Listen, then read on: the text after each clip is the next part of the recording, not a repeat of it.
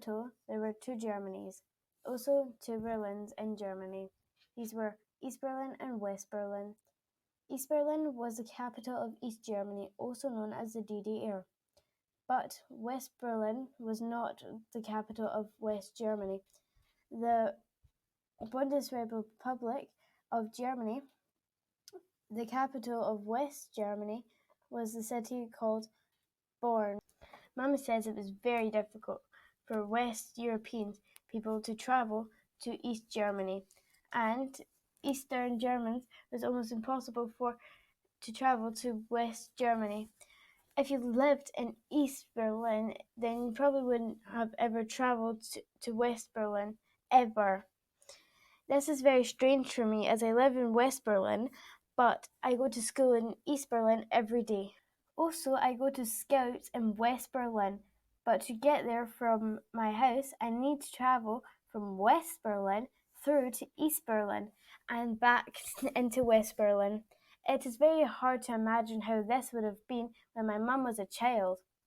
Berlin became one city again in 1989. So, what was the Berlin Wall? The Berlin Wall was a really big wall that surrounded the whole of West Berlin, not East Berlin. As West Berlin actually was located in the middle of East Germany, even though it belonged to West Germany. Crazy, right?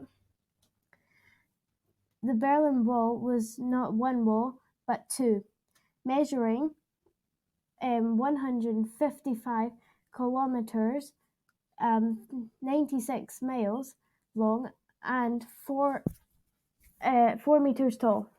You can still see some parts of the Berlin Wall. Some parts are more famous than others.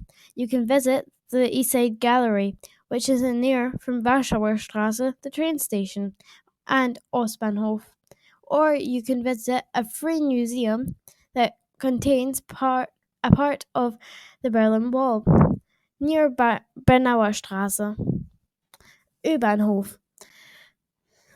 These are parts of the Berlin Wall that you can still touch and have your photograph taken beside.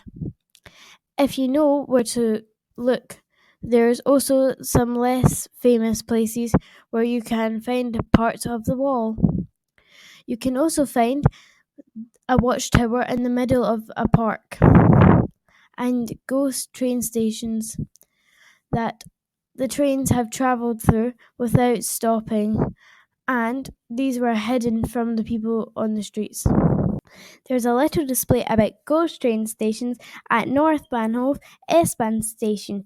You could not go across from East Berlin to West Berlin by train, car, or foot without passing through checkpoints.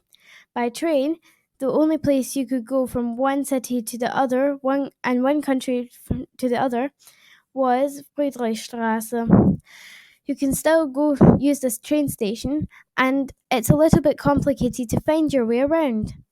But at least you don't have to show your passport anymore or change money there anymore. By foot or car, you could go from East Berlin to West Berlin at Checkpoint Alpha, Bravo, and Charlie. Checkpoint Charlie is still there, and it's very famous with tourists.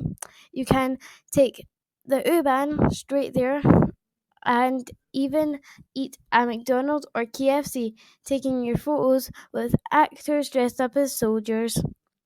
But if you want to see the real Checkpoint Charlie, then you can find this at the Allied Museum in Berlin, and there is free entry. East Berlin still has many Russian and Soviet types of buildings. You can see these at Alexanderplatz and Frankfurt Allee. East Berlin is also the only part of Berlin where you can still ride trams. In West Berlin, there are buses instead of trams.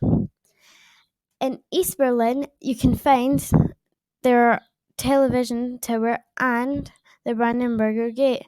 The Brandenburger Gate is on the flip side of German coins and probably is the most famous building in Germany. People celebrate there every year on the 3rd of October. In West Berlin, you can find many strange modern buildings, like the beer pencil and a miniature Eiffel Tower. You will also find Victory columns and in Berlin Zoo in West Berlin. By the way, did you know there's sometimes two of everything in Berlin? Like two zoos, two planetariums, and there were four airports too. Until recently, two of them are still open, but finally, Berlin has moved everything to one big new airport. Did you know that East Berlin was controlled by the Soviet Russians and West Berlin was controlled by the British, Americans, and French? Depending what area you're in, you can still find some interesting monuments and reminders if you look around. At one point, the Soviets threatened to cut off West Berlin, and the people would not have been able to get any food, water, or fuel to keep their houses warm. The Allies, who were the British, French, and Americans, and even the Australians, flew from Britain and West Germany to drop off food for the people from aeroplanes. The pilots even dropped sweeties and chocolates and candies attached to tiny little parachutes and dropped them for the kids to catch. You can see a couple of these planes in Berlin at Gatow Airport near Spandau and the Allies Museum. They were known as the Raisin Bombers.